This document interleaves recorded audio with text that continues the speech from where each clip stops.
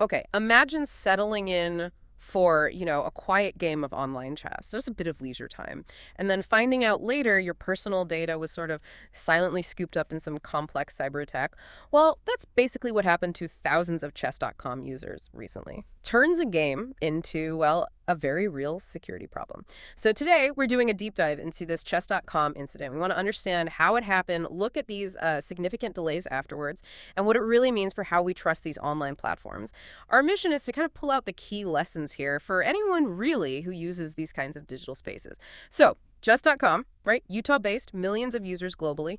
They said the incident was down to an external system breach. My first thought was, how does a company that big get hit, not through their own core systems, but externally? What are the specific challenges with that kind of vulnerability? Well, yeah, what's really insightful, I think, is how these external system breaches, Mm. they're not just about, say, one weak password somewhere. It's more about the whole digital supply chain. Yeah, It's of like building a fortress, Fort Knox, right? But then a key supplier leaves a side door open, hmm and it exposes your stuff. These breaches often point to issues with third-party vendors, connected systems, Okay. think cloud services, payment processors, even analytics tools they might use. They're particularly tricky because, well, the weak link is outside the company's direct control. Makes them a common target, often sort of the path of least resistance for attackers. Right, outside their direct walls. And the data involved. It included names and these personal identifiers. Now, they didn't detail the full scope, but what does personal identifiers usually cover in breaches like this?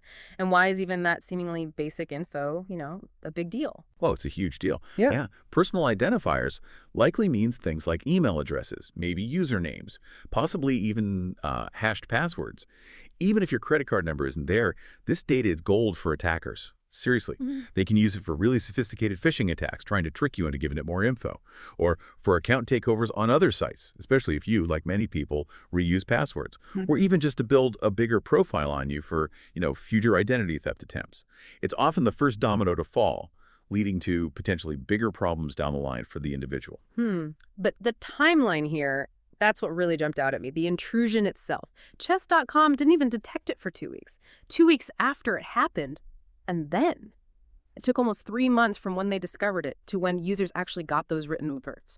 How does a gap like that even happen? And what does it tell us about maybe the systems companies have or perhaps don't have for detection and communication? That delay, yeah, both the detection delay and the notification delay, Yeah. it creates this really critical window where users are just completely vulnerable. They don't know anything's wrong. In that 3-month gap after discovery, fraudsters have plenty of time to start using that stolen data.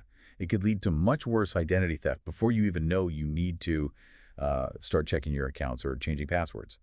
Now, Chess.com's head of legal, Elias Colabelli, he affirmed they complied with notification requirements. And maybe they did, technically.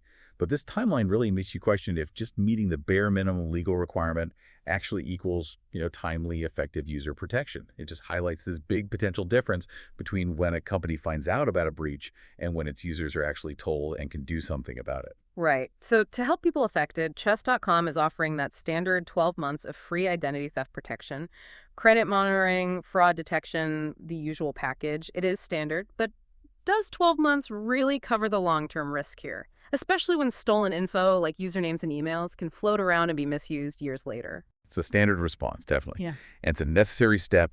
It provides some immediate help, some mitigation, but you're right to question if it's truly sufficient long term. Stolen data, especially those personal identifiers, can have a really, really long shelf life out there on the dark web. So while these services are valuable for catching initial problems, it kind of underscores the need for individuals, for you, to maintain your own vigilance pretty much indefinitely. Yeah, that's a key insight for you listening, I think. Even with these company-provided services, things like using multi-factor authentication wherever you can, Yeah. and making sure you have unique, strong passwords for all your important accounts, those become your personal firewalls, basically. You can't just rely on the company. You need to be your own first line of defense. Okay, so let's zoom out a bit.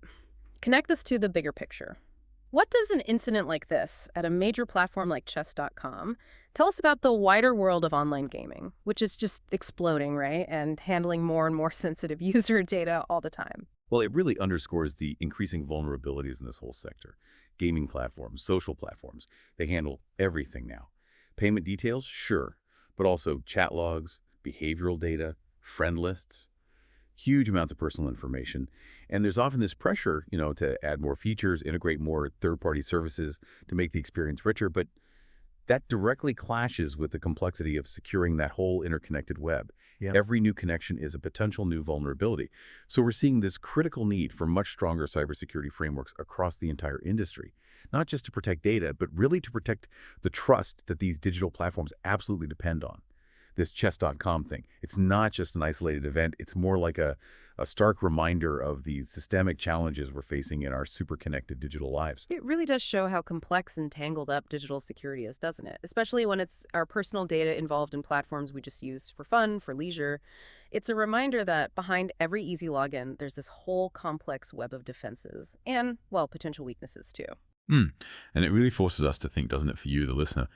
As our lives keep moving more and more online, how do we actually balance that convenience, that allure of easy access, with the undeniable risks? And beyond just ticking compliance boxes, what's the evolving role platforms should play in genuinely proactively safeguarding our digital trust? What does that actually look like in practice?